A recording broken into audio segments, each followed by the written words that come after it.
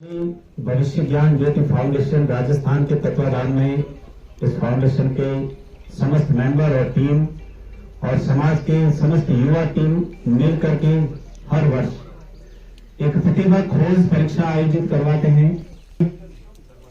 परीक्षा की कड़ी में उसी फाउंडेशन के तत्वाधान में आज यह परीक्षा भी आयोजित की जा रही है। शारदा बाल निकेतन उच्च विद्यालय श्रीमान अपने कत्ताराम जी चला रहे हैं। उनका और मेरा परिचय आज पहली बार ही हुआ है। मिले तो हैं लेकिन मैं पर्सनली नहीं जानता था। आज पूरे राजस्थान में इस तरह की परीक्षाएं आयोजित की जा रही है। लगभग हर एक बड़ी सिटी में सेंटर दिया गया है। उस सेंटर पे परीक्षाएं आयोजित हो रही है और एक ही दिन परीक्षाएं आयोजित हो जाती हैं। आप सभी इस बात से अच्छी तरह से वाकिफ है कि समाज की ये प्रतिभा खोज परीक्षा क्यों आयोजित की जाती है। काफी समय से आयोजित की जा रही है। तो यहाँ पे इस विद्यालय की पूरी टीम और फाउंडेशन के तत्वाधान में कार्य कर रहे समाज के सभी युवाओं को, यहाँ के सभी भामाशाह, सहयोगी, आज के मेहमान, ऑब्जर्वर, समन्वयक, सह समन्वयक, स्कूल संचालक, सामने बैठे हुए देश की युवा पीढ़ी, मेरे प्यारे भाइयों बहनों बच्चों, मैं आप सभी को बहुत बहुत धन्यवाद देता हूँ कि आप सभी ने आज समय निकालकर इस कार्यक्रम को सफल बनाने के लिए अपना भरपूर प्रयास किया है। आप सभी का स्वागत भी है। मुझे यहाँ पर मुझे लगता है कि बहुत सारे बच्चे क्या कोई नहीं जानता होगा। कोई जानता है? कौन जानता है? हाथ खड़ा करो। कोई नहीं जानता है। यहाँ पर जानने वाले बच्चे नहीं होंगे, इसलिए मैंने भी सोचा कि ये एरिया नया है तो चलो आज यहाँ चला जाए। मेरा नाम रमेश भाई आजना है। मैं 20 वर्ष की नौकरी करके भारतीय वायुसेना से रिटायर्ड हूँ। पिछले 20 वर्ष मैंने भारतीय वायुसेना को दिए। सेना में रहते हुए भी मैंने सामाजिक सरोकार से लगाव जारी रखा। 2021 में एयरफोर्स से रिटायर्ड हुआ। मैंने वकालत कर रखी है। रानीवाड़ा सिविल कोर्ट में मैं एडवोकेट हूँ। मेरे जीवन में 20 वर्ष की एयरफोर्स की नौकरी, इतने दिनों का सामाजिक सरोकार, समाज से जुड़े रहना, समाज सेवा से जुड़े रहना, आप जैसी देश की प्रतिभाओं से जुड़े रहना, इस सारे अनुभव ने मिला करके मैंने 2 पुस्तकें लिखी है। एक पुस्तक मेरी अमेजॉन पर बेस्ट सेलर है, 30 दिनों में प्रभावी और सफल वक्ता बनने के रहस्य क्या हैं। 280 पेज की मेरी पुस्तक अमेजॉन की बेस्ट सेलर बुक है। दूसरी पुस्तक जरा सोच कर देखिए, फ्लिपकार्ट और अमेजॉन पर अवेलेबल है। 2 और पुस्तकें लिख रहा हूं। आपके जनाजे में कितने लोग आएंगे और खुद को जानते हो क्या? खुद को जानते हो क्या? ये पुस्तक मेरा लिखने का सबसे बड़ा मकसद ये है कि आज हम अपने आप को जाने बिना दुनिया को ज्ञान देने चले जाते हैं। अपने आप के बारे में जाने बिना दुनिया को रास्ता बताने चले जाते हैं। हमारा जीवन, हमारा फ्यूचर हम सुरक्षित किए बिना हम दूसरों के भविष्य की चिंता करने लग जाते हैं। बस यही मकसद है कि मैं एक ऐसी पुस्तक लिखने जा रहा हूं जो ये कहती है कि आप खुद को जानते हो क्या, उसके बाद दुनिया की बात करो। शायद इसीलिए सांवला राम जी ने 2-3 बार कॉल करके मुझे कहा और कि आपको इस बार सिकवाड़ा राम सिंह एरिया में जाना पड़ेगा। मुझे लग रहा है कि 11 बजे अपनी परीक्षा शुरू होगी।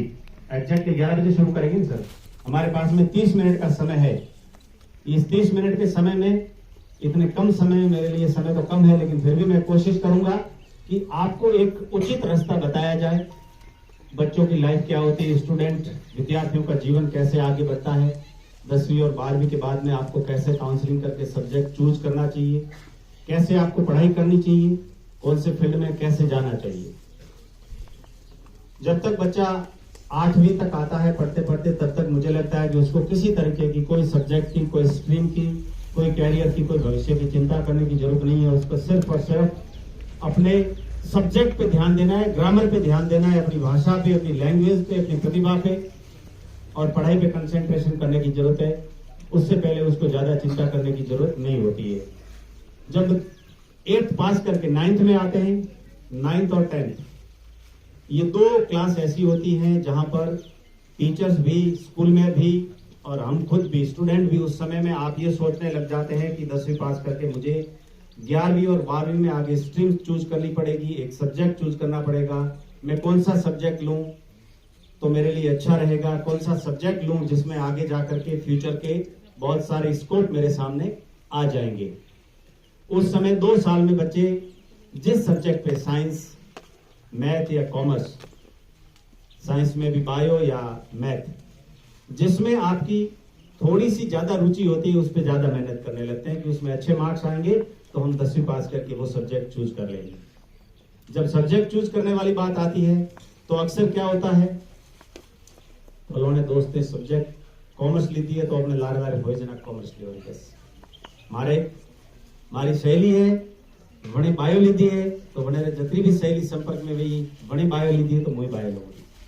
अक्सर देखा देखी का गेम यहाँ शुरू हो जाता है, और जब आप देखा देखी कोई चीज करते हैं तो जिसने ली है उसी के जैसा आपका भी भविष्य बन जाएगा। क्योंकि यदि जिसने सब्जेक्ट ली है उसके इंटरेस्ट के हिसाब से उसने लिए तो उसका कैरियर बन जाएगा, और आपके इंटरेस्ट के हिसाब से वो आपका सब्जेक्ट नहीं है तो आप पीछे रह जाओगे।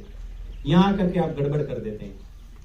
इसलिए जितनी भी स्कूलें हैं, जितनी भी प्रतिभाएं यहाँ हैं जो 10वीं पास करने वाले हैं इस बार, उनके लिए सबसे बड़ी चीज यह की जानी चाहिए कि यहाँ पर जैसे ही आपका 10वीं के एग्जाम्स खत्म हो जाए, जैसे ही आपके 10वीं बोर्ड की परीक्षाएं हो जाएं, उस समय यहाँ स्कूल में ही टीचर्स के द्वारा या बाहर से कोई काउंसलर बुला करके एक दिन का एक काउंसलिंग कार्यक्रम रखा जाए। उस काउंसलिंग प्रोग्राम के आधार पर आप अपने सब्जेक्ट को चूज करें। यहाँ आकर के विद्यार्थी सबसे बड़ी गलती करते हैं।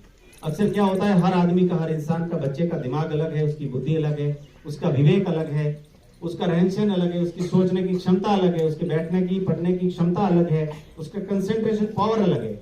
हर बच्चों में सारी चीजें एक जैसी नहीं होती है। जब सब बच्चों का अलग अलग है तो उनका सब्जेक्ट भी अलग अलग, अपने अपने सब्जेक्ट और अपने अपने लहजे, अपने अपने पढ़ाई, अपना अपना कंसंट्रेशन, अपना अपना विवेक, अपनी अपनी समझ, अपनी बुद्धि, उसके हिसाब से चूज होना चाहिए, ना कि हम देखा देखी ले लें।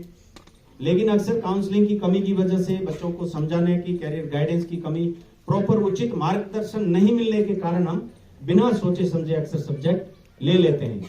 विद्यालय स्टाफ से भी मैं हर जगह जाता हूं, वही रिक्वेस्ट करता हूं कि बच्चों को इतनी समझ नहीं होती है।